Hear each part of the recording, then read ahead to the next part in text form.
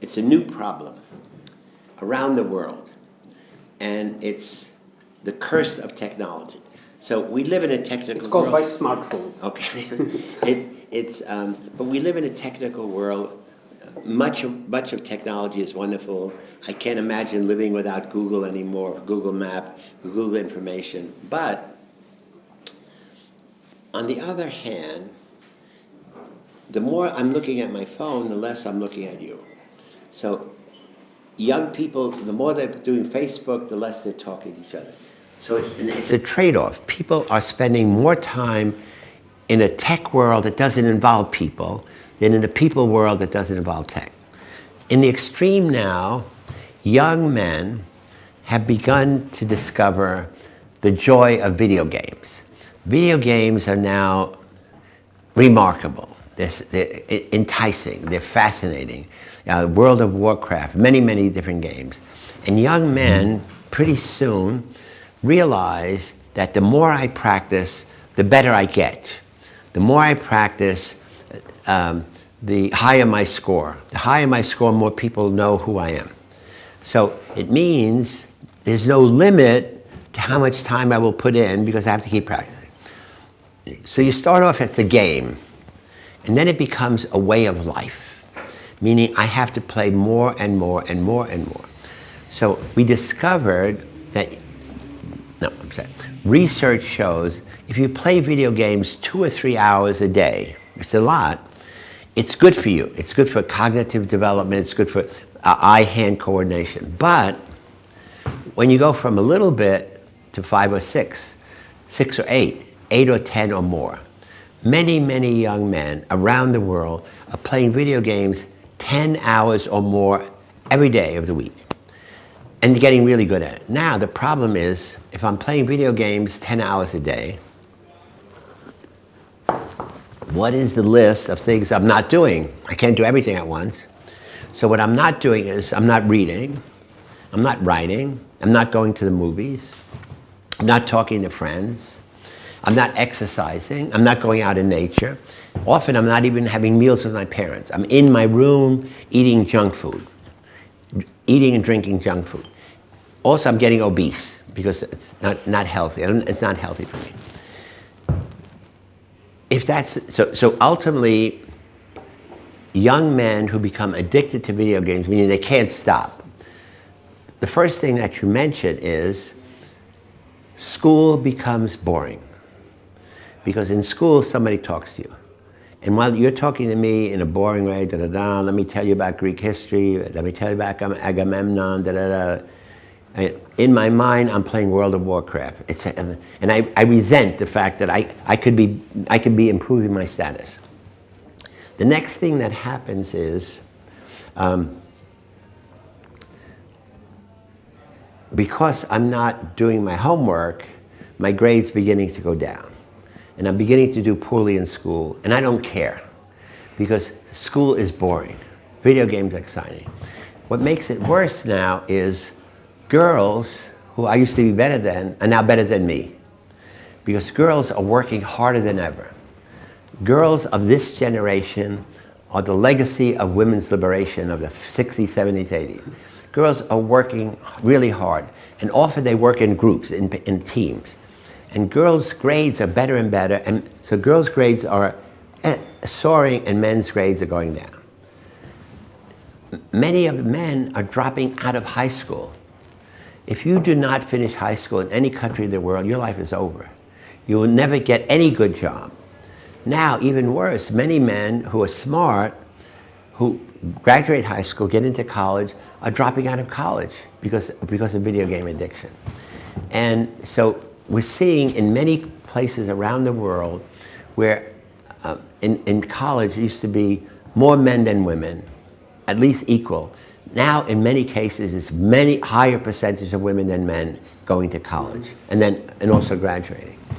In psychology, when I began many years ago, the majority of psychologists were men.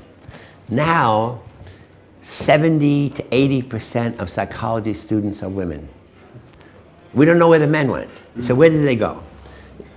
You say, oh, maybe they're all in technology. No. The technology engineering has the same number as they always did. It's not like you know, so we don't know what, so the big question I'm asking, where have all the good men gone? And I don't have an answer. I go around the world. Where have all the good men gone? In Czech Republic, in Hungary, in Italy. So that's now the other new problem is I'm playing video games 6 hours, 7 hours. I get tired. What do I do for recreation? I press a button. I write www.pron.hub,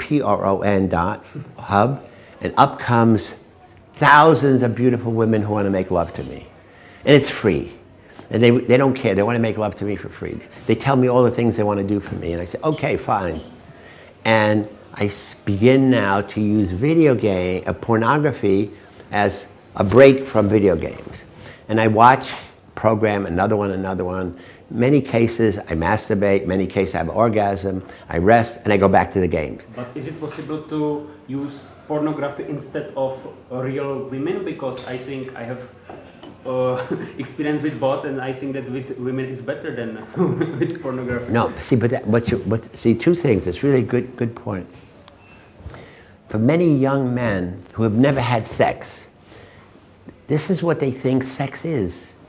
And the video games, so video games and pornography are made by men for male values. The video games are destruction, competition, dominance. The pornography is objectification of women, dominance of women, physical performance, and it eliminates romance. It also eliminates any obligation the man has to the woman.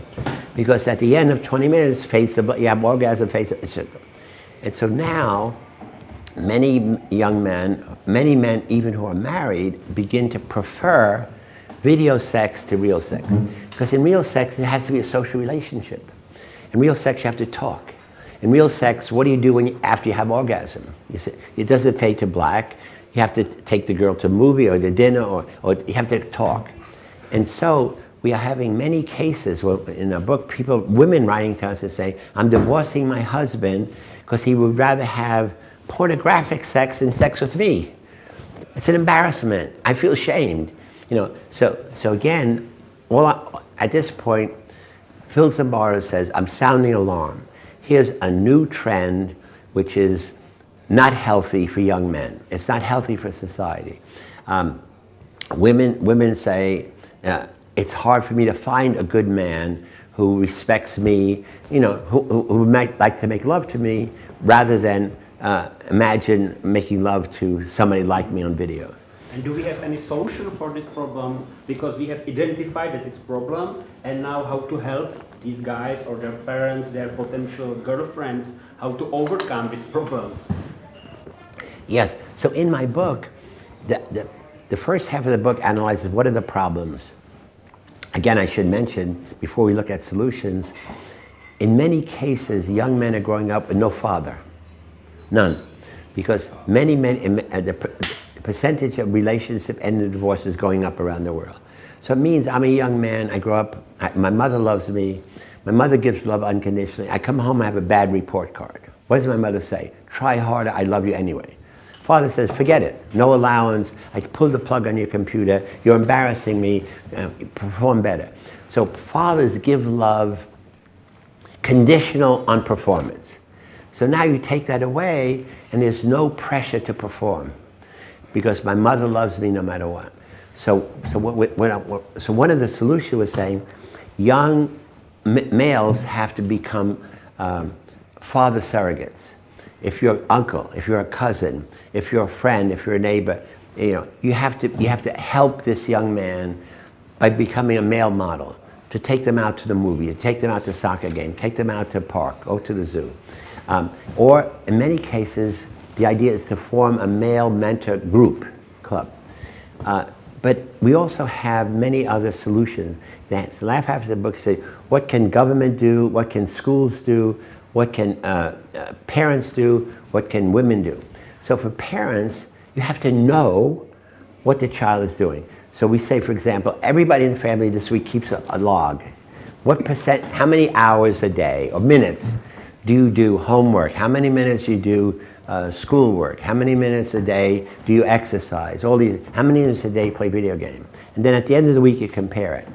I think parents would be shocked at this Because they assume if you're in the room, you're watching movies. You know, I think a parent who realizes my son is playing video games 10, 12 hours every day.